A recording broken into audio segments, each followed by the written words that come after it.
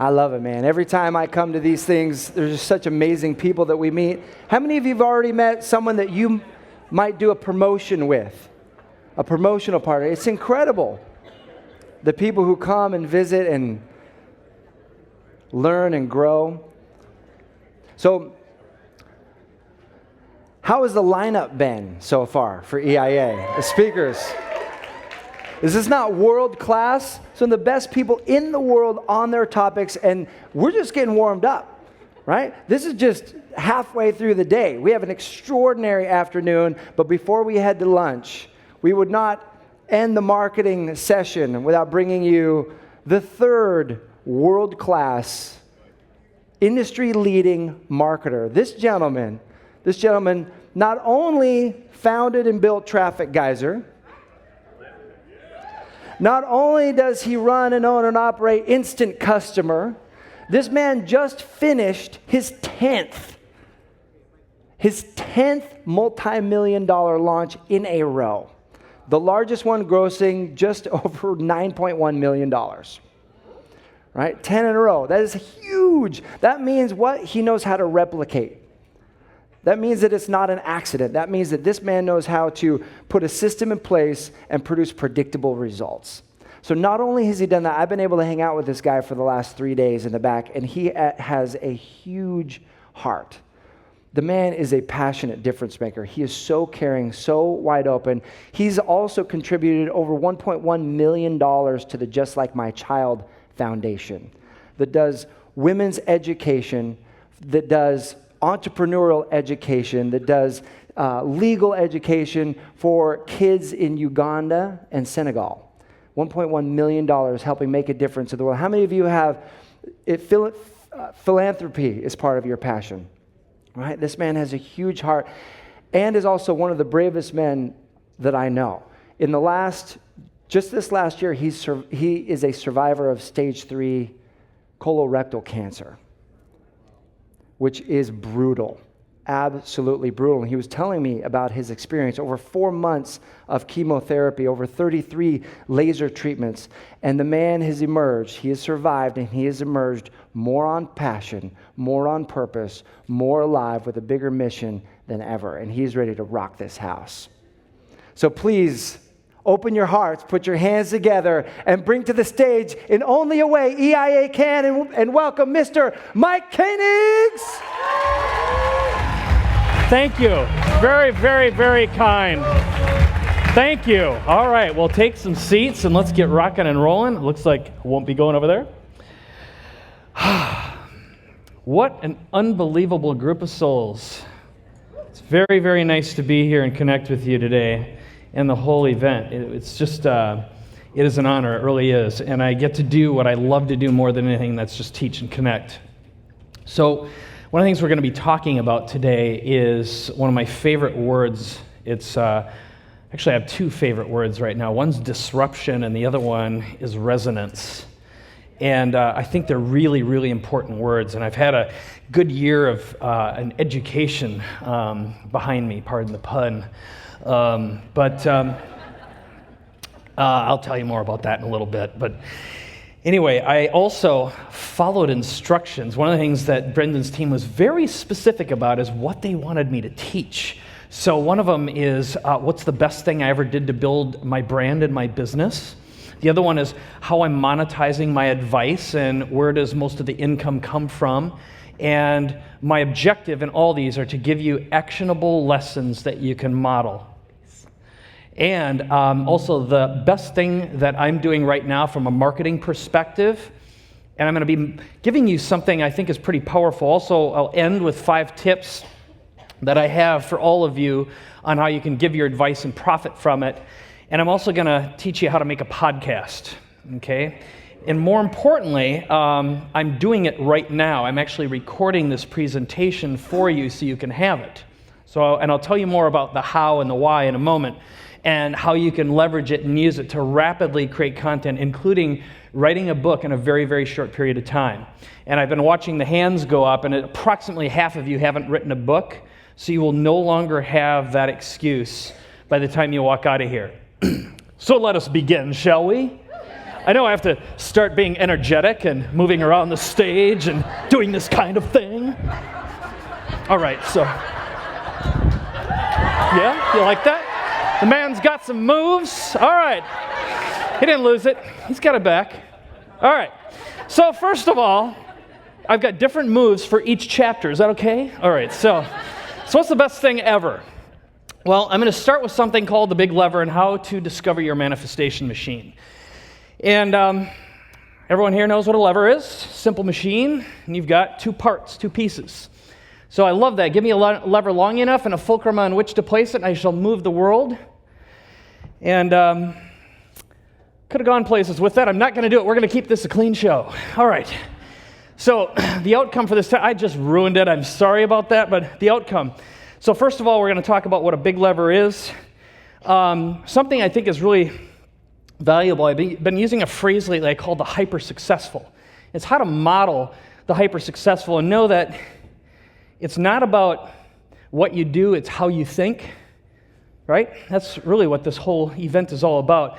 So it's modeling hyper-successful people's manifestation machines and figuring out what your own big lever is, and also I'm going to inspire you to participate. So it's my opinion. I know Joe had a very, well, it's kind of funny, but not particularly an articulate way of describing this a moment ago. Remember when he said, this is Joe Polish, he said, schools are concentration camps to ingratiate children into becoming indebted for the rest of their lives. It was pretty funny. I haven't laughed that hard in 3 months, honestly. But anyway, it's my opinion that right now the world needs more resourceful problem solvers and innovators and entrepreneurs now more than ever before. And it's the only way we're going to get out of the pickle. Our banking system, our economic system, our monetary system, in my opinion, is faulty at best. Our political system, all the business that's been going on in Washington is nonsense. It's total nonsense. Got a good book for you. If you haven't read Whatever Happened to Penny Candy, highly recommend you get that book. It should be mandatory reading for every child and adult in the world. It has to do with how our monetary system works. That was a rabbit, by the way. Remember that? Squirrel? Okay. All right. So here's the idea. It's my opinion that if you look at the hyper-successful, we've all heard before that it takes 10,000 hours of mastery to learn some sort of a skill, but I think it's possible to learn and model probably 35% of what you need to know in order to be very successful and effective in a very short period of time. So my goal has been for a while to create a recipe book of hyper-successful recipes that you can model very, very rapidly. And it would be great if that's what schools taught. I think TED, for example, should be mandatory watching from 7th grade on in every school, right? Okay? Powerful stuff. And actually, the origination of this little segment from my speech came from a 10-minute talk that I did at Joe Polish's Genius Mastermind. How do you like that, Joe? He said, plug me all the time. I'm doing that right now. So the whole idea is the other great word, manifest, right? Love that word. So the whole idea is the beam is what you use to get under what you want to move, and the fulcrum is the how, all right? Pretty simple. That's a machine. Little quick story about me and make this a little bit relevant. So, yeah, I'm a serial entrepreneur, blah, blah, blah, blah, blah. You kind of heard that in the very beginning here. A little over a year ago, I was diagnosed with stage 3A colorectal cancer. It's a horrible place to get it. I'm going to tell you that right now. I had a 5.5 centimeter tumor in my belly. And, it's surgery, 4 months of chemo. And basically what chemo does to you, and it was late enough, 2 nodes were involved, that it wasn't practical to do alternative stuff without a lot of risk. I got an 11-year-old boy, didn't want to go down the path. And one thing that happens as soon as you're diagnosed, you get a lot of bad advice from a lot of people, especially if you're a public speaker and a presenter. 99.5% of that advice, I wouldn't be here if I would have followed it. Follow me? So I know there's probably a lot of opinions here, and it's like, no, that's not the case. It's like, all right, well, so what happens is you are dead, literally a walking dead, and there were times when I'm shuffling, and I'd literally walk around with one eye open just to conserve energy. And some folks saw me during that time, but I learned some really, really important lessons, and they're relevant from a marketing perspective because during that time I was given a great gift from my friends Chris and Janet Atwood. And, excuse me for a moment, they gave me the gift of transcendental meditation. And I've always been kind of a sloppy meditator. And during that time, what I learned is a practice of non-judgmental observation. I learned that my body was not me. And for the first time in my life, I could just create a camera where I observed and only felt love and compassion for my body. But I also, one of the things that happens to you when you are going through this is the chemo destroys your sex drive for a little while. Trust me, it's very unpleasant. You spend a lot of time on the toilet. It's your best friend. So you get a chapped butt, if you know what I'm saying. It's very unpleasant. Oh, my poor wife. So, but what did happen, here's the gift. And one thing that I can tell you is I called it my 9-month vacation, reframed it. I also called it a gift because it taught me a lot about life, love, and compassion for myself, and it made it much easier to share it with everyone else. And the lack of a drive meant I got to connect with and observe and love women as souls, not as anything else. And that was like, it was very remarkable. And I started seeing how powerful that is and was from a marketing point of view. So you got to take and turn this in, turn the lemons into lemonade, right? And throughout the course of this, I'll share a little bit more of that. But throughout the meditative practice and practicing compassion, I learned that time, my perception of time changed dramatically. In other words, you slice time a different way. When your body is in an enormous amount of pain, you learn to disassociate and only look at it instead of feel it. And that's how you can get through it without the meds. And you can also choose. I understand why some people choose to die. Why you hear someone that came back for the third time and they're like, I'm just done. I'm just not going to endure that experience one more time. I know how to love and connect with someone who's going through that now. Couldn't have done it before. But the other thing that happened is during that time, I focused on thinking and planning instead of doing. And I had about an hour a day of physical energy to actually complete. And that meant having a relationship with my wife, my son, running a business with, at the time, around 30 some odd 40 employees or so. Brought in some people. And I also realized that when you're in a state like that, the world doesn't really notice that much if you get off and take a rest and take care of yourself, okay? A lot of this stuff we're involved in is a bunch of BS, really. Okay, it's not that important. But what is important is the relationships. This is about relationships. So none of that is profound, but I managed to write 2 books and conduct 2 launches while I was sick. Okay, man with an addiction can't help himself, if you know what I mean. But the more important thing is this ended up being a very central key that I'm going to share with you through the rest of the presentation. So I'll move on with the lesson parting here. All right, so, all right. Books, money, blah, blah, blah. So I'm going to share with you something that I began when I started thinking about this big lever thing, because, of course, while I was sick, I thought a lot about how can I be effective and take care of my body and be connected and soulful and live and come away from this and share some lessons, right? So I started thinking about, why and how are people effective and what makes them get a lot more stuff done? So in the course of this, I ended up meeting some more people. Joe ended up introducing me to Peter Diamandis, and I spent a day consulting with him, and I asked him a few questions. And I asked him, what's your big lever? So what I'm going to do is show you a little video about what his big lever is. So think about this as the beam, and then we're going to talk about the how, the fulcrum, all right? So you ready with the audio, Adam? Or Vincent, rather? You all set? Here we go.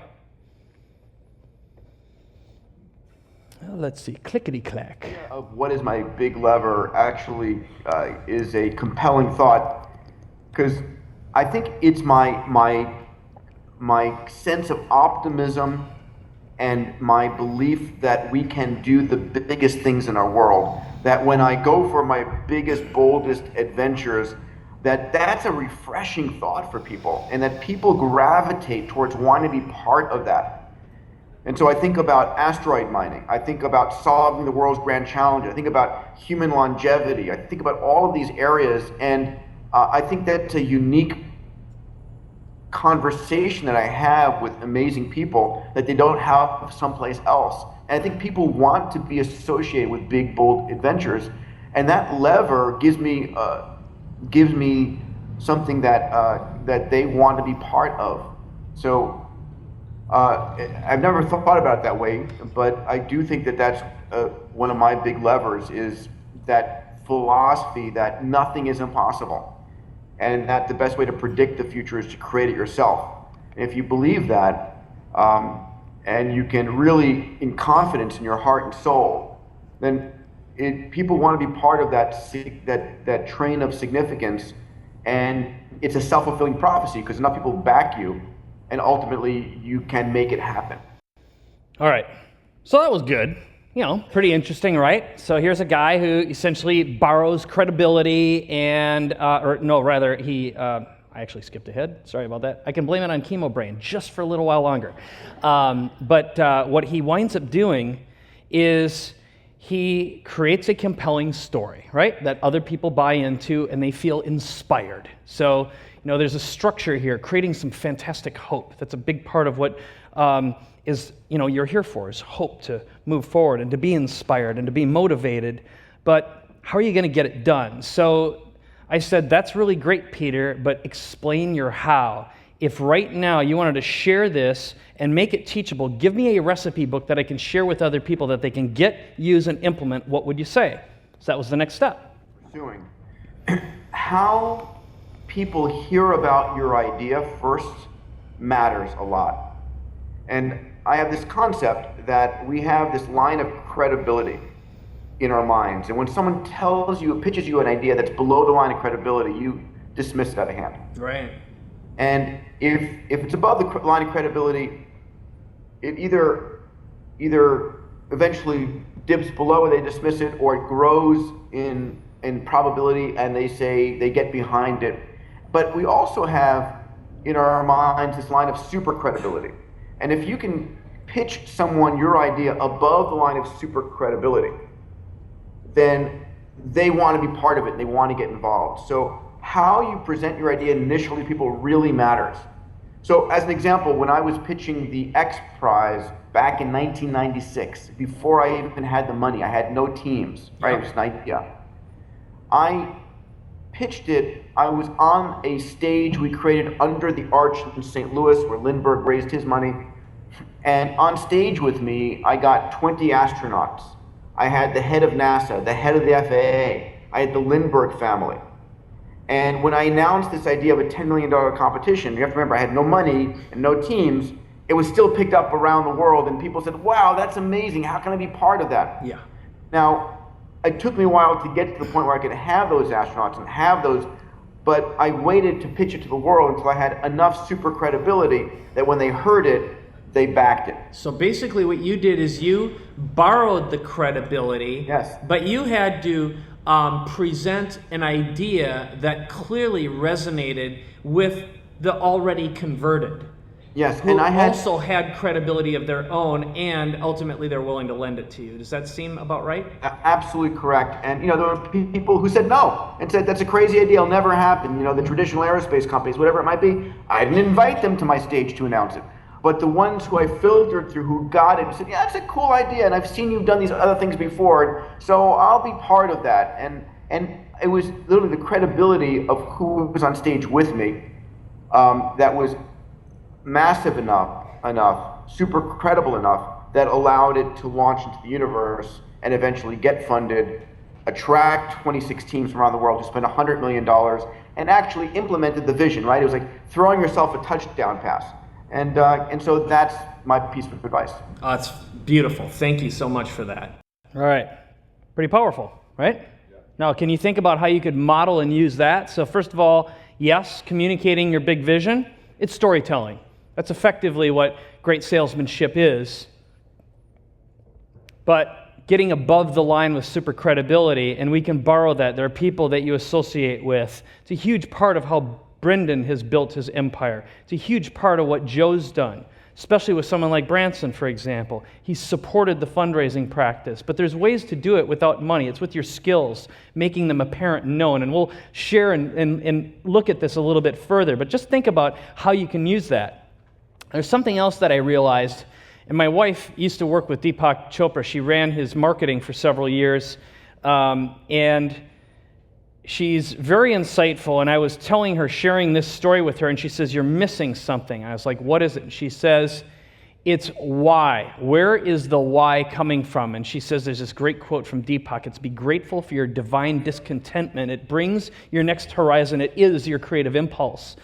My divine discontentment is I cannot stand watching human waste. I cannot stand watching someone who is not realizing their full potential. I see people who are begging, and I'm like, they could be earning and building and creating. They could be transforming. They could be making a difference. Now, they might be missing some skills. There might be, whatever, fill in the blanks here. It's really how they think. We all have basically the same bodies. But my divine discontentment, my big driver is I want to help people by creating products that make them be able to share their message, okay? That's a huge part of it. Now, the next one is, if we look through this, so how to discover your own big lever is, first of all, what's your big vision? What is your discontent that drives you to achieve this vision? The third is, what or who must you get under to accomplish this vision? Most likely, it doesn't matter what you want to move. It doesn't matter if it's creating and building a building, a bridge, launching satellites into space, creating the X Prize Foundation like Peter did. It's all about relationships. Every movement of any form of currency, all marketing, is a relationship. And when you think about that, what your goal is to figure out how to influence. And if you can influence the influencers, that's where big levers come from. Okay, so how do you move that beam? That is your fulcrum. And it could be that you are one phone call, one relationship away from achieving your most magnificent vision and fulfilling and attaining and connecting with your divine discontentment, the thing that drives you and makes you strong and gets you up in the morning and keeps you up at night. This is the solution, I believe, other than love and acceptance, of course. All right. But more importantly, you don't have to figure this out on your own. It's whose big lever can you model right now? Someone owns this. They've already done it. All right, so a few of my own observations. One of them is fall in love with your discontent that will provide your vision. Also, determine who the one is, your perfect customer or audience. And really what that is this. I have a little worksheet that I'm going to give you at the very end of this. But it's determining who your perfect audience is. And as I've said forever, if you've been providing a service, you've been consulting, you've been creating a product, who is it who's invested in your products, they've used them, achieved results, refer other people to them and say, what else you got? I want that too. Right? That is the one. All of your messaging, all of your communications that you're doing, everything that you just learned from Andy is all about communicating a story, a transformational story to them. And that's really what the rest of my presentation is ultimately about. It is about transformation. We're all in the transformation business. All right. So I'll model not what they do, but how they think. Then you shall feel the full power of the force. That's my fake Yoda. And we could have had Kermit the Frog here, but it wouldn't have sounded the same, even though he's the same guy. All right. Or we could have done Pee-wee. It's all kind of the same thing. All right. That was lame, but, moving right along. Got a couple juggles. We'll do a little shuffle here. We're in between things now. You ready? All right. Thank you. All right. So, quickly, what mine are, I thought about this a lot. So my what is, I build disruptive marketing and training tools. It sounds like a bunch of blah, blah, blah, but I didn't make it elegant. That automate traffic, lead generation, and marketing for small business owners, entrepreneurs, authors, experts, speakers, coaches, consultants, and nonprofits to leverage profitable opportunities. Now my how, it turns out that everything I've ever done has been to solve problems that I had or my clients had, and I figured out, hey, maybe there's a better way, maybe I can automate it. And one of the benefits are, and I'll show you in a moment, is I've been able to work with some celebrities as a result of it. So again, my objective here is to give you some things to think about and model. So this is the fancy picture part of the thing. It's basically a repeat of Joe. So it's like Paul Abdul, yes, thank you, Chris and Janet Atwood for the introduction. Okay, there's Harvey McKay, helped him with some book stuff. Brian Tracy, Bill Glazer and Dan Kennedy have done some things with them. That's Jorge Cruz, if you know who he is. Of course, David Bach. That's Arielle Ford. She was Deepak Chopra's publicist for over a decade, 11 years. She's also my son's godmother. She's just a remarkable woman. John Assaraf, of course, Tony Robbins, Darren Hardy, That's the late Debbie Ford, one of my great mentors when I was going through cancer. Orrin Claff.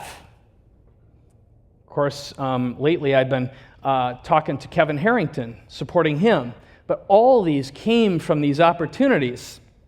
Okay, there's John again. Tim Ferriss, I have to very specifically say, didn't consult, interviewed him, but I've had a chance to work with him. It's just because I got to know about video marketing and social media marketing and leveraging and helping that. There's Verdine White from Earth, Wind, and Fire. And my consulting led me the great opportunity of being able to work with Tony Robbins. And really, I was the one who introduced him, along with Pam Hendrickson, to all the online marketers. I had that great gift and that opportunity. But that has been singularly one of my greatest beams in my life, which is it has been a huge force multiplier. And probably some of you may have met me as a result of that series. At least that's what happens usually in an audience. So that's the first big segment. So the next one is, how are you monetizing your advice? Where does most of your income come from?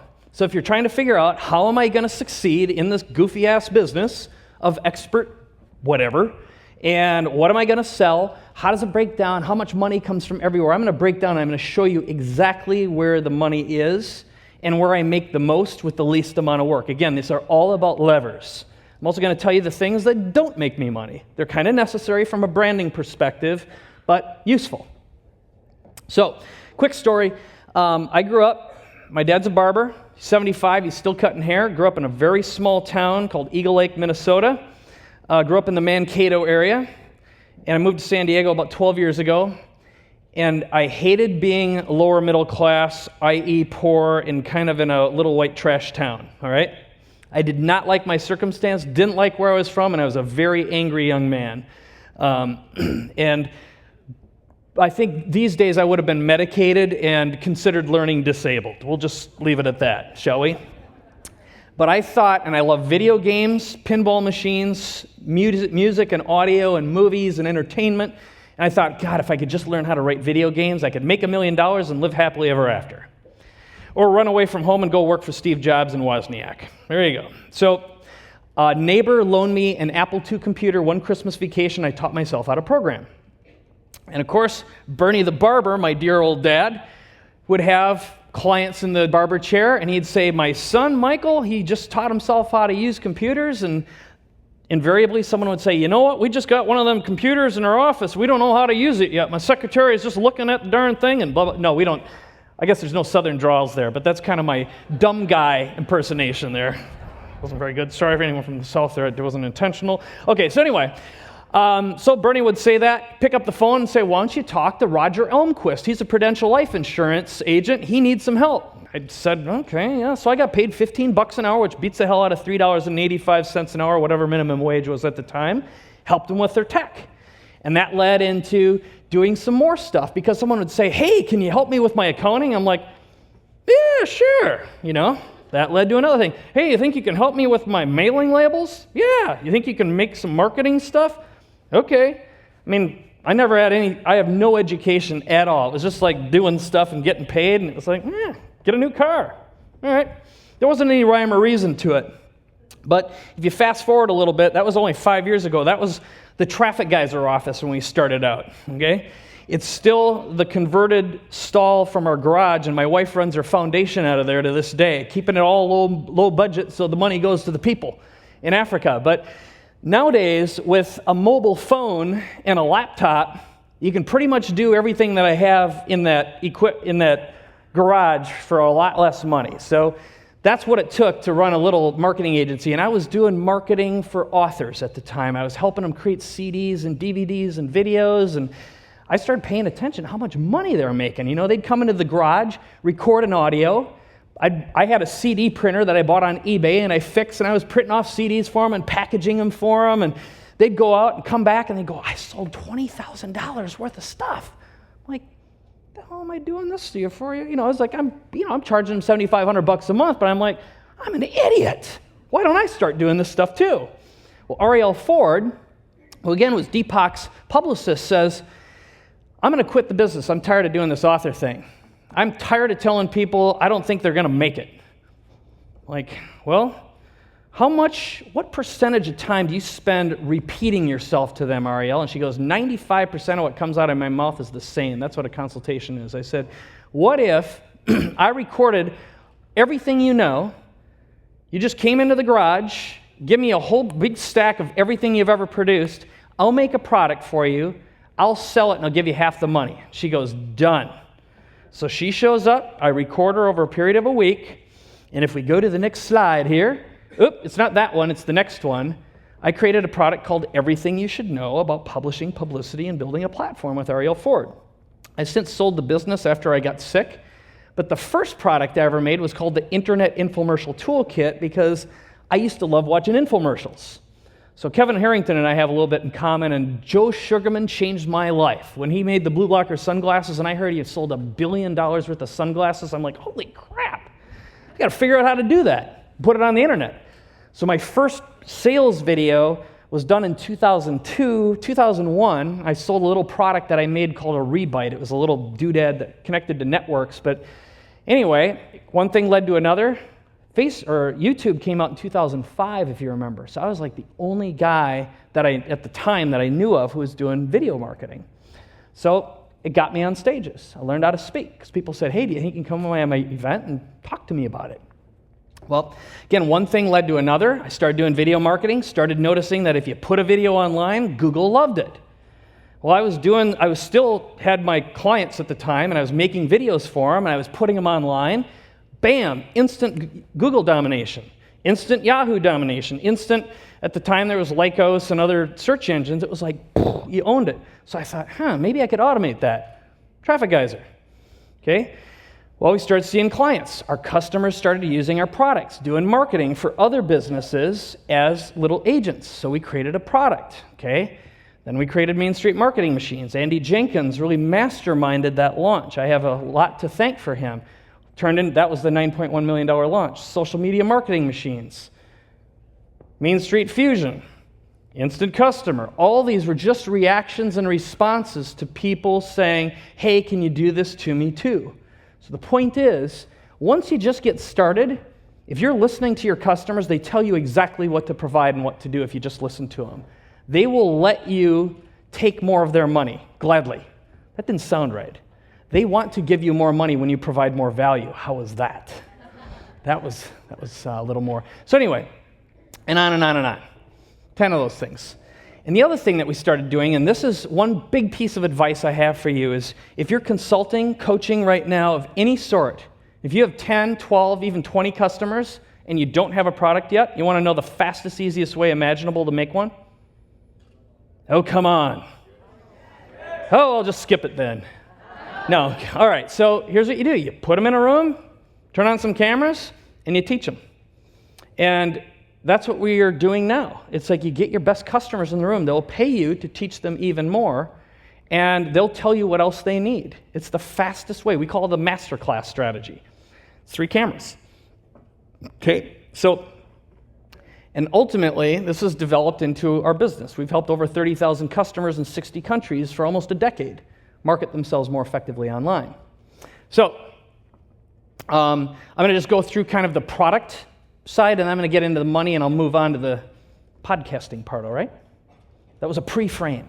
Okay, so when you look at what we do, traffic, leads, video, and mobile marketing, how to position and publish yourself, how to productize your knowledge, how to learn how to consult and coach, and then certification. A lot of people say, that's great, I like info products, but will you let me come in and be in a small group environment, in a training environment? And there's magic in that because that's where people really learn quickly. I mean, like you are right now. That's why the relationship side is so powerful. It's also very profitable. So we have a tool called Multicast Marketing Machines. That's the thing that teaches them how to do video marketing. Another product for positioning yourself as the author, product creation, consulting, coaching. That's what we just completed. And then our certification programs. People want to do, and here's another very important thing that I've learned. People want to be you when they grow up, okay? That's what they're attracted to. They fall in love with what you're doing and how you're doing it, and they're looking for the pathway, the recipe book. So if you give it to them, certification is a great way. Oftentimes, they'd like to have a business just like yours, maybe a mini version of the business. And if you don't do it, you're going to get knocked off anyway. Why not provide value and profit from it at the same time and create value and integrity inside that? You're the best person to provide it. Is that useful? Okay, great. So, where's the money?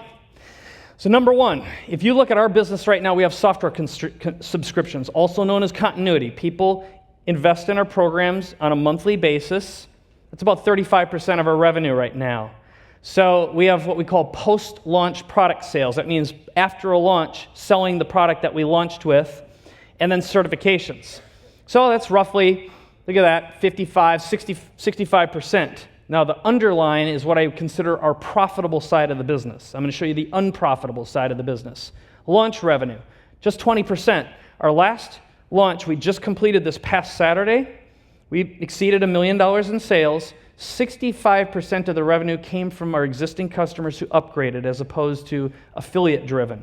When you look at how much I paid or spent in prizes and in affiliate commissions, I basically break even. Okay? Now the benefit of the launch is building a list and awareness. Okay? Now in different types of businesses, I have a higher overhead software-based company. Launches don't make as much money.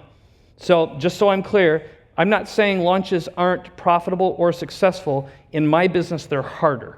Okay? Events, roughly 5%. Could they make more? What I do is, for us, it's brand continuity. It's a connection. It's a really deep bond we create. Big ticket stuff, I'm actually getting out of that business. I'm no longer selling masterminds moving forward. Part of it's because after going through what I went through, my time is worth a lot more with my son than a $20,000 or $100,000 check. It just doesn't matter to me any longer. Well, thank you. Wow. I'd rather go to Uganda again and impact a lot more lives. That's the bottom line. Speaking, probably my favorite thing. One of the most effective brand building things. It's not where the money's at. Okay? Now, again, different models for different people. Affiliate revenues. Basically, when I do a promotion for us in our business, we've done the math now over the past 18 months. If I do a full support of an affiliate promotion, I could make 3 times more money promoting my own stuff. So why would you do it? It's relationship building. It is reciprocity. That's one of the deals. So it's not a good, bad, or the other. It's a necessary part of building a business in the information marketing industry, unless you have a very, very effective lead generation, paid lead generation program. And then I consult occasionally. I charge $20,000 a day. I don't do a lot of those, but when I'm intrigued with someone in their business, it's egg money. That was supposed to be a joke. All right. Here's something very, very interesting. We do live casts, and I'm going to spend some time talking about the how next.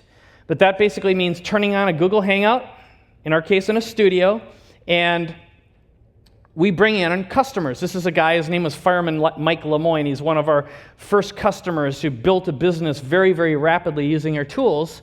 And you can see Paul Colligan and I there. And we're just interviewing him, talking to him, and he's telling his transformation story about how he basically made $5,000 in a short period of time and exactly how he did it. And he brings in a copy of his check, and we have to talk about FTC compliance and all that sort of stuff. But the whole point is, we just tell stories of transformation about clients and customers. 55% of our income during a launch comes during 2 days. Now, some of that's driven by scarcity, but it comes from real people telling their transformational stories. And when you get your customers involved and you tell stories about how they're using your products and services and generating results, they love you. It's very effective. All right. So, next segment. Oh yeah, the fancy dance.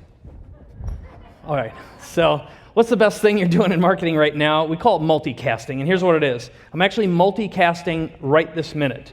Now, explain that. It'll make a lot of sense. But the whole idea is, what if I could show you right now how to create marketing materials just by teaching and talking, and you could distribute that all over the internet for free, build your brand, and also create your products simultaneously. Would that be interesting?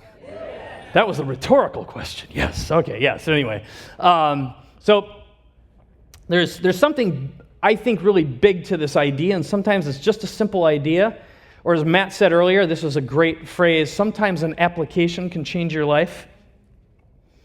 That's called seeding. Boy, that was effective too. So, but anyway, we've seen this almost cliche quote from Wayne Gretzky, skate to where the puck is going, not to where it has been. But here's the massive disruption. A couple things. So if you include mobile phone coverage, 85% of the planet is connected right now.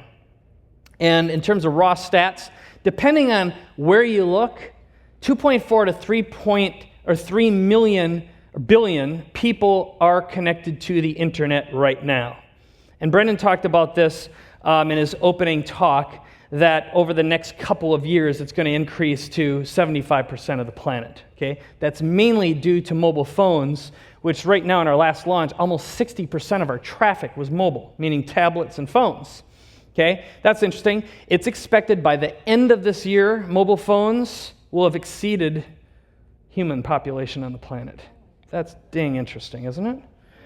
All right? 15 billion by 2015. How many of you right now own a tablet and a mobile phone? Look around. Okay, it wasn't that way not too long ago. And a computer, right? That's 3. Okay, do the math. In the United States, 56% of all phones are smartphones. Worldwide, in some parts of the world, especially in Asia, it's higher than that, much higher. 1.5 billion televisions are in use worldwide, and about 200 million are smart TVs or internet-connected TVs. That means everyone right now wants you in their living room. They just don't know you exist. They don't know about you. They haven't heard from you yet. And here's another one. This past year, tablets have outsold computers. 440 million so far this year. Pretty impressive. Those are all your potential clients who want your stuff. And if you've been following the Google Hangout YouTube Live, right now, from your webcam, you can broadcast to hundreds of thousands of people for free. And when you hear about television and how valuable and important it is and all that, I will tell you that if I have 500 people watching one of our live casts, half of them will buy our products when you understand how to present an offer and sell. On TV, I have done experiments with people, and I can't mention who, but famous people that may or may not be in the pictures that you saw that I showed you earlier. And we've done what we call a crowd grab. In other words, people would text their email address, like you saw Darren Hardy and Joe Polish do that, to get some more information. And if you have a show that supposedly has 3 million viewers, if you can get 6,000 people to respond, or even 3,000, that's a good day. That's after syndication. So television, unless it is a direct hard sell, meaning an infomercial, is not an effective sales medium. I'm not saying it's not effective. Radio is actually more effective than TV in my experience. But it's something interesting to know. The point being, you right now are a broadcaster with more power, more reach than most broadcasters do by leveraging free distribution. Should be exciting. All right? This is something that Joe had spoken about earlier, but there have been a billion podcast subscriptions. That means every one of your mobile phones is capable of receiving, or basically turn it the other way around, every single one of your prospects can have you in their pockets all the time, watching and listening to you. Okay? You have a radio and television broadcasting network with you all the time. And check this out, 20% of drive time audio is streaming right now. That includes Pandora and other streaming audio services, but that includes podcasts as well. That is huge. That's a lot of people, tens of millions of people. And how many of you have an Apple TV or a Chromecast or some sort of a doodad that plugs into your TV? Okay, let's say 20-ish, 15, 20%. It's quite a few. A couple 100 million. Okay, people who watch and subscribe to that are really into what you have to share. Of course, you've probably seen this before Kindle right now. The publishing industry is about $28 billion. They're rapidly approaching close to half of all book sales, and 1.4 Kindle books, depending on the time of the year, are sold for every physical book right now. It's just going to keep on growing. So the question you got to ask yourself is, how do I leverage this incredible distribution network? Someone else has spent billions of dollars making a distribution network available that's available to you right now for free. So the bottom line, there's no barrier to entry. You can do this with a mobile phone. Podcasting's now hit what I would consider critical mass. Webcasting and live casting is free. You know, if you put stuff on Facebook and Twitter and blah, blah, blah, social distribution's free. You got billions of connected users. And the awareness, again, big brands, it's you, and then right next to you is pick your favorite person on CNN or on TV. They've got a podcast now. To the consumer, if you've got a niche, it's even, man. You've got an opportunity to own relationships very, very quickly. My objective here is just to show you a couple examples of how you can walk out of here. Literally, you could start recording today and start making your first podcast. Cool? All right. And most importantly, there's free multi-billion-dollar networks that are going to let you do it. Another one is, back in the old days, we used to just take a video, put it online, Google would eat it up. You could own, I could own the first 8 pages of Google in 20 minutes. Those days are done now. Now what Google measures is how much time someone spends watching your videos, listening to your audios, or sitting on your blog. That's what you got to focus on. So it's, again, consumable content. Engagement is the new SEO. So this is what multicasting is. The basic idea is, let's just say right now, I'm not doing the first part, but we could live cast. That would mean I could have a camera right in front of me connected to the internet using Google Hangouts or YouTube Live, turn it on for free, invite my friends and my followers on Twitter, Facebook, or maybe ask some people to invite them, and we could perform. And I'll just put this in the context of all of you are experts, and if I asked you right now to write down 10 questions you get asked all the time about your products and your services, could you come up with 10? Right? Could you come up with 10 differentiators, what we call should-ask questions, stuff that you wish a prospect would ask you about your products and services if they just knew a little bit about what they don't know? Okay? Now, in my experience, most people can come up with 20 in about 5 minutes. So how many 5 minutes are there in an hour? 20.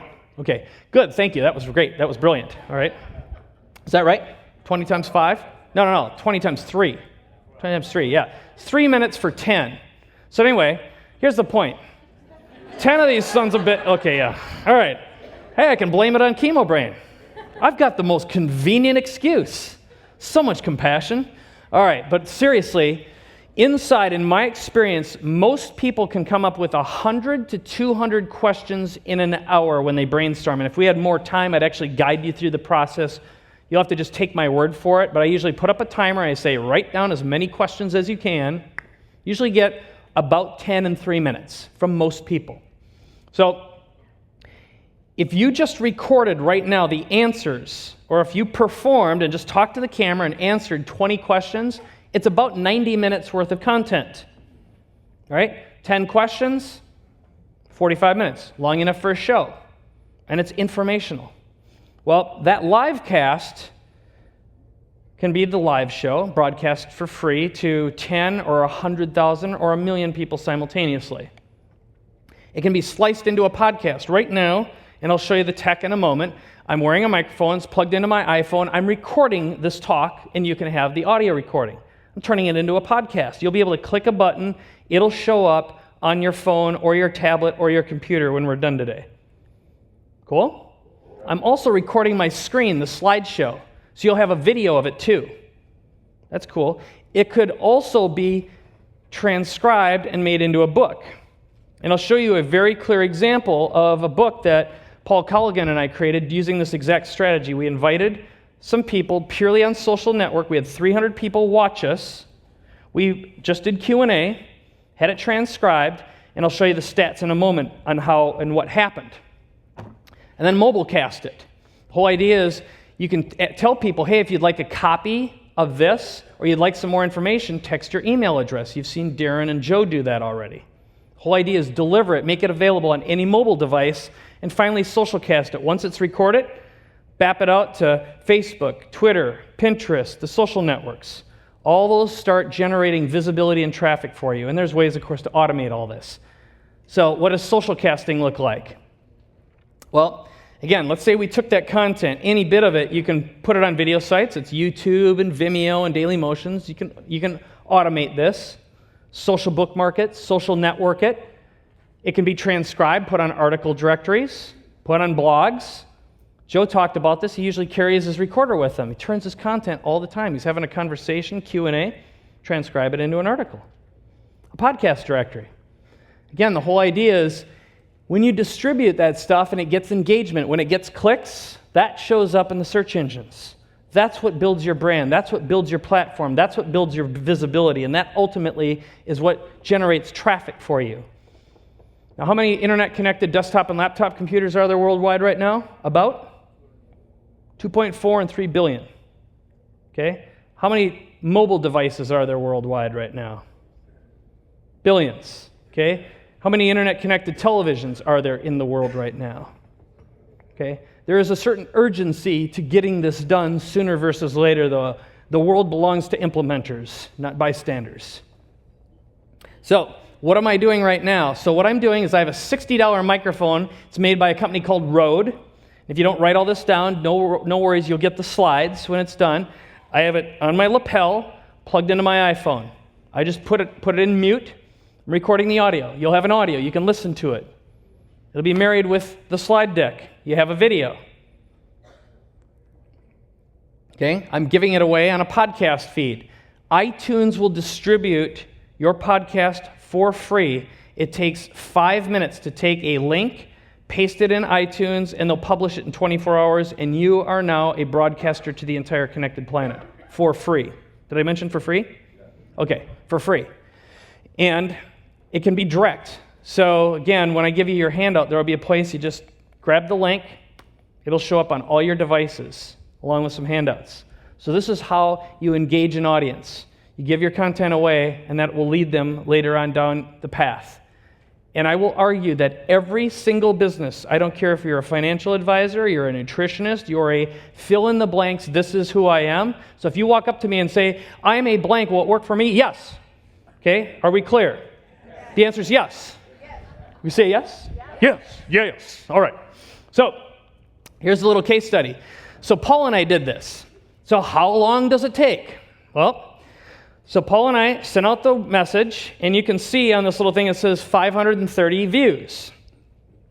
And our objective was to teach people about podcasting. So we broadcasted at the time to 300 people. That's how many people showed up when we just notified our social network.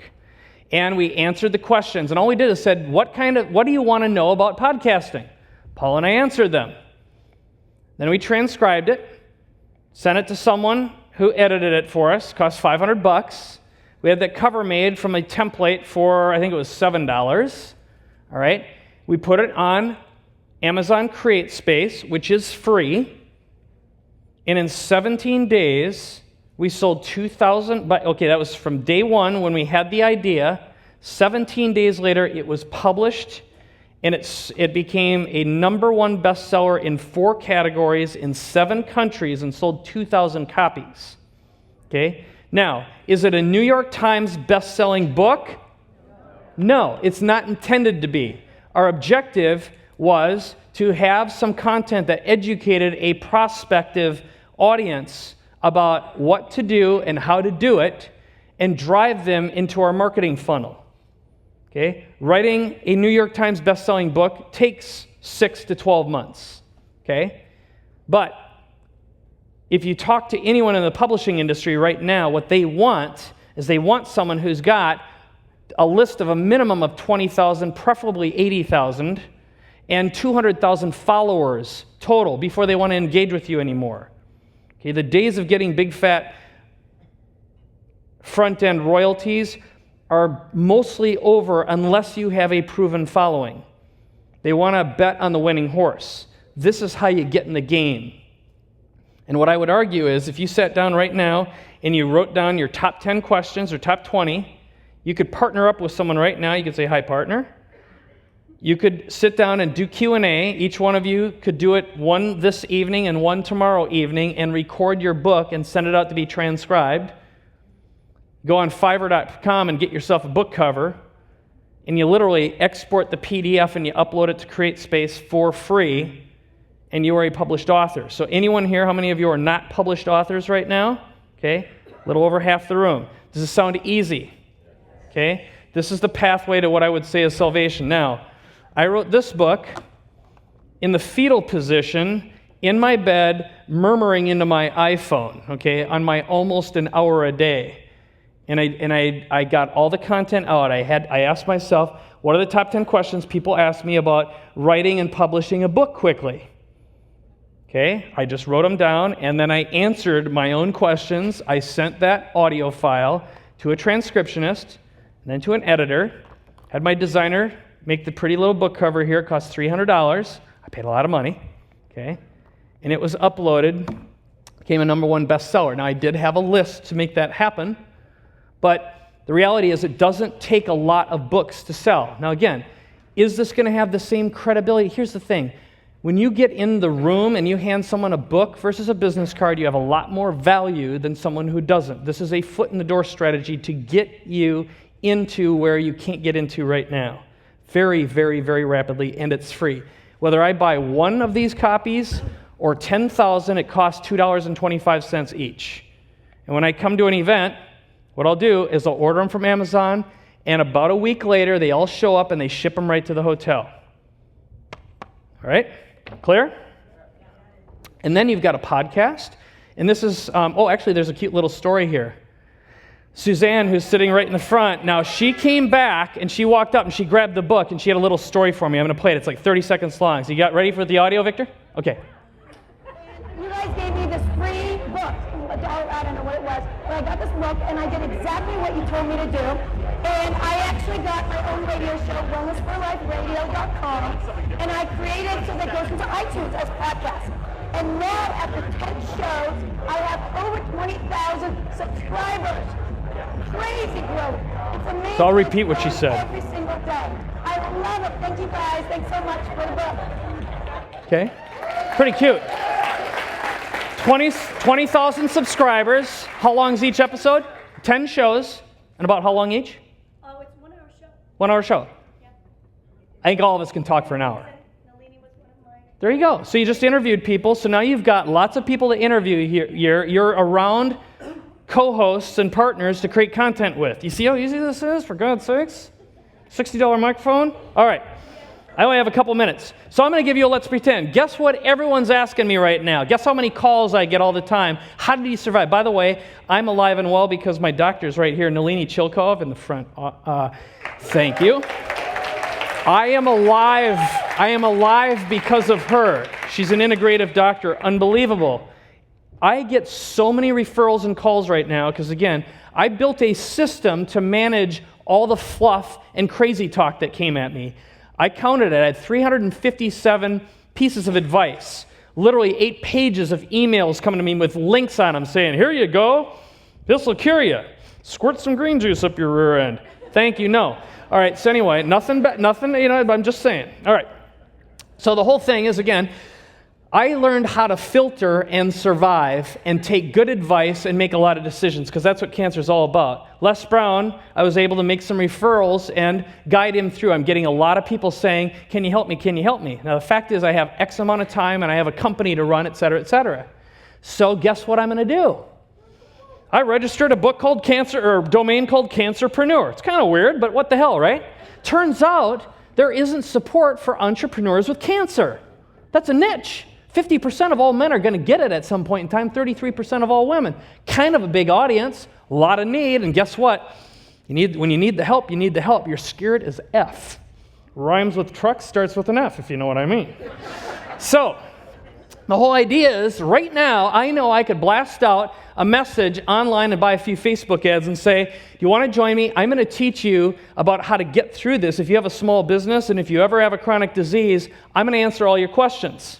Okay? And I can record it, turn it into a podcast. I can take that little graphic, by the way, as a $47 plug-in for a book cover, okay? I can social cast it. I can put it on Amazon, all right? I can mobile cast it. I can capture leads because when I record the how to get through this is just the what. I'm going to do the how, which is my toolkit that I built for me, with resources and referrals in it, okay? I'm not a doctor, I don't play one on TV, but I know doctors who'd love to contribute, right, ladies? Got it? Okay? If I want experts, I get plenty of people with letters behind their names who'd love to participate. Anyone here is a doctor who'd love to participate in a project like that? Okay? Oh, geez, you're lame. Okay, it's all right. I still love you. But the whole thing is, you could build an entire media or speaking career just by building this. Do you see the power? Anyone? All right. Okay, just saying. So, a couple of tips as I wrap up. First of all, this is our process. Andy just talked about his process of communicating and connecting, and what was the word he used? Circumstance, right? Okay. Ours is hero creation. It's a little bit different, but I start with hope. That's where everyone begins. That's what attracts them to your opportunity, your offer. You inspire them with what's possible. You motivate them to take action. You show them transformation. We just share transformational stories of people who have implemented and got results. Transcendence comes when you teach your customers how to teach your new customers inside of a community. That's the beauty of online training. Your community is how it spreads. That's who comes back and buys over and over again. That's our entire marketing model right there. Hope, inspiration, motivation, transformation, transcendence. I sound like a preacher. All right, so the Mary Kay formula. You answer these questions. Is it easy? Does it work? Can I do it, or will it work for me? So every single time you write one little phrase, you ask that question. Does it pass these 3 little bullets? If it doesn't, don't say it. Don't put it in an email. Don't put it in marketing material. Is it easy? Does it work? Can I do it? Or will it work for me? So I have a couple little giveaways. There are printouts here you can have when you exit for lunch. Don't get up now. They'll all be there. Everyone gets a copy. So I have a little exercise called The Best Customer Ever, and you can have a digital version as well. And that's this process I call of discovering the one. And also how to capture the perfect testimonial. If you're going to tell transformational stories, there's a formula that human brains respond to and they like to hear. We all respond and react to the hero story. It's Star Wars, it's Joseph Campbell, it's basic human psychology. Get, eat, excrete, breed. All right, I'm just kind of messing with you here. That's right. It's kind of crass, isn't it? Consume, excrete. Yeah, anyway, so sorry about that. All right, that's what I live for. So those are people who went through and implemented. It's when you have people walk up to you and say, you changed my life. That's the greatest gift you'll ever get in this business, period. Someone walks up to you and tells you what their life was like before and what it's like now. Right? That's what warms my heart. And I was just came out of radiation. Actually, I think I was just going into chemo in those pictures. I looked pretty weak. I was a skinny mess. All right. I had a fake tan to get through it. I was a pasty looking. And also, you'll start attracting celebrities into your fold, and those are the people who are going to elevate your visibility very, very quickly. All right, so here are my 5 tips for you. 1, discover your big lever. 2, know your avatar or your perfect customer and who they are. There's tools and resources for that. Cultivating heroes. Look for the transformational story. Suzanne just gave you a 20-second transformational story, and it lit you up, okay? Because what you felt was, I can do that too. It answered the Mary Kay question. It wasn't designed to manipulate you. It was designed to connect you and bond you and show you that it's possible, okay? Celebrate their success. Multicasting now, that means live casting and podcasting and book casting and social casting, okay? This is this process. It's easy to do. And also, leverage those free multi-billion-dollar distribution networks. They're there for you. And the last one is using the masterclass model to create products. Because when you start podcasting and social casting, people are going to say, will you teach that? This is how you make your product. It's fast and it's easy. You get paid to make it. So I am officially out of time, but what I'd like to do is tell you that there is a document at the back of the room when you leave for lunch. All this information is in there, and there's a way to get the digital presentation and the podcast. And here's a giant plug for Brendan. When you join the Experts Academy Association, Paul Culligan and I are actually going to create a video training on how to create your first podcast step by step and put it in the membership site for free, okay? So that is a giant reason for you to take some action, because I'm a huge believer in this association. I don't get any of the money. I'm here for you and to give. And the last thing is, at the customer service desk, we have about 100 and some, it's as many as we could get from Amazon in time because I ordered them too late, about 170 some copies of the Podcast Strategies book you can have. And I'm here the rest of the time to answer your questions, sign them, or do whatever. So that's my little gift to you. I want to thank you from the bottom of my heart. Oh my God, look at you folks running away. Don't run away, don't run away. They're going to be there. They're going to be there. I shouldn't have done that. All right, Mel, rescue me. Help me out here. I want to just thank you. It is great to be alive and be here with you. Wow, thank you very much.